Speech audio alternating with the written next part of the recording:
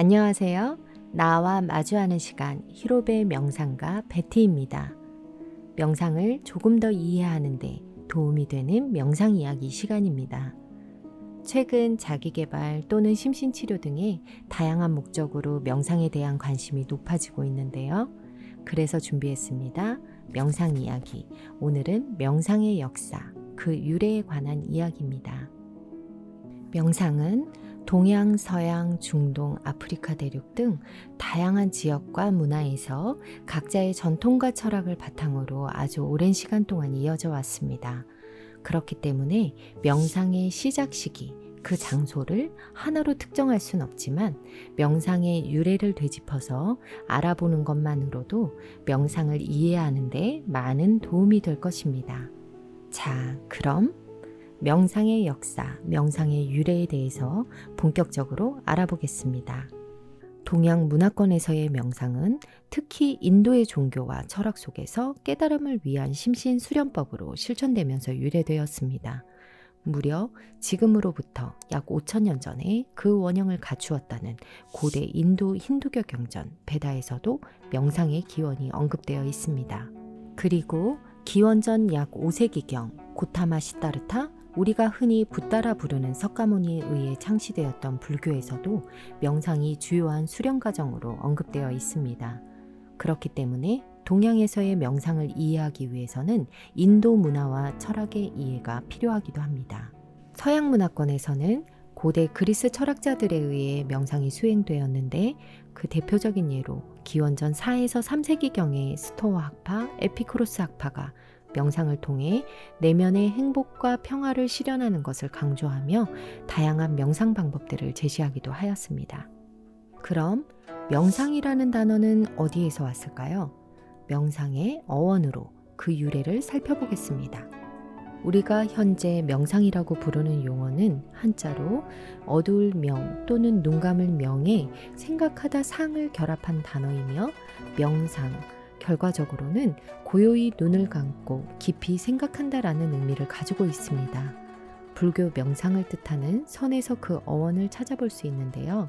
선에 대해서 알아보자면 고대 불교 경전에 고대 인도의 언어인 팔리어로 자나라는 용어가 등장하는데 자나는 정지된 집중 상태를 가리키는 것이고 고대 인도의 또 다른 언어인 산스크리트어로 디아나 역시 마음이 차분해지고 깊이 집중되는 상태를 설명하는 단어로서 이는 모두 현재 우리가 말하는 명상을 지칭하는 것으로 추론해 볼 수 있습니다. 이러한 고대 인도의 언어인 팔리어 자나와 산스크리트어 디아나는 1에서 7세기경 고대 인도 불교가 중국, 일본 및 동남아시아로 확산되며 불교 경전이 함께 전파될 때에 중국에는 중국어 중에 비슷한 의미인 선나로 번역되어졌고 선나의 선은 중국어 발음으로는 찬이라 불리우며 마음을 한 곳에 모아 고요히 생각하는 일이란 의미로 현재까지도 참선, 좌선 등의 준말로 사용되고 있습니다. 그리고 중국 불교가 또다시 일본으로 전파되어질 때 중국의 선과 발음이 비슷한 일본어 젠으로 번역되어 전해졌습니다. 곧 중국어 선, 일본어 젠은 마음을 한 곳에 모아 고요히 생각하는 일이라는 의미를 가진 불교적 수행 실천 방법을 뜻하며 명상의 주요한 근간이 되었습니다. 영어권에서 명상은 현재 메디테이션으로 통용되며 메디테이션은 심사숙고, 즉 생각하다, 응시하다, 곰곰이 생각하다 등의 뜻을 가진 라틴어 메디타티오에서 유래된 것으로 전해집니다. 추가로 말씀드리면 이러한 라틴어 메디타티오는 구약 성경에서 나오는 주의하다, 고려하다의 뜻을 가진 히브리어 하가를 라틴어로 번역하는 과정에서 유래되었거나 중요하게 여기다, 관심을 가지다의 의미인 그리스어 멜레인에서 유래되었을 것으로 추론하기도 합니다. 뿐만 아니라 영어 메디테이션이란 단어는 개인의 내면 성장과 신앙적인 깨달음을 중요시하는 이슬람교의 분파인 수피, 기독교의 분파인 동방정교회 등의 종교 활동에서 언급되기도 하는데요. 어쨌든 메디테이션 단어의 유래로 살펴보면 동양 문화권의 명상이라는 단어와 마찬가지로 조용하고 깊은 생각, 주의 집중 등의 실천적 행위를 의미하는 것을 알 수 있습니다. 자, 이제 현대의 명상에 대해 조금 더 알아보겠습니다. 현대의 명상은 종교적인 색채를 띠며 수행자들로 통해 이어져 오던 고대 중세의 명상보다는 더욱더 대중과 가까워진 듯합니다. 이유를 살펴보자면 20세기, 특히 1950년대 이후 서양에서 동양 철학과 종교가 크게 인기를 끌게 되는데요. 이때 명상이 함께 재조명되며 부각되게 됩니다.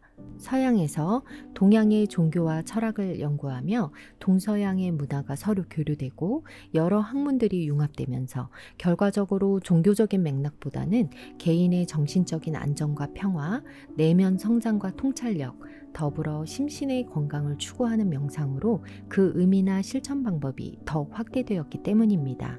최근 몇십 년 동안 명상에 대해 심리학, 신경과학, 인지과학 등의 다양한 과학적 연구가 이루어졌는데요.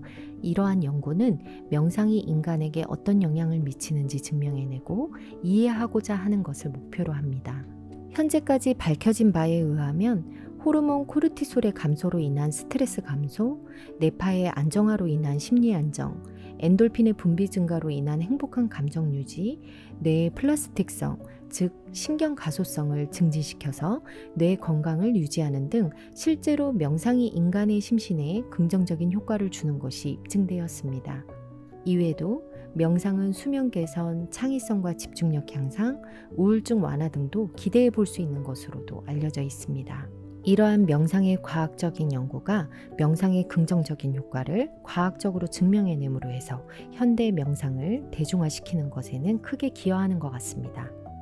지금까지 명상의 역사를 통해 알아본 바와 같이 명상은 눈에 보이지 않는 정신과 마음과 같은 인간의 내면까지 소중하게 생각했던 고대 선조들의 지혜로부터 내려온 산물입니다. 또한 과학과 기술이 하루가 다르게 발전하는 현대에서도 연구하고 발전시키려는 삶의 중요한 요소입니다. 오랜 역사를 가지고 지금도 많은 사람들에 의해서 실천되어지고 있는 명상. 그 자체로 명상의 힘은 입증된 것 아닐까요? 오늘의 명상 이야기, 명상의 유래와 역사는 여기서 마치겠습니다. 다양한 명상 이야기가 듣고 싶다면 구독과 좋아요 잊지 말아주세요. 감사합니다. 히로베 명상가 베티였습니다.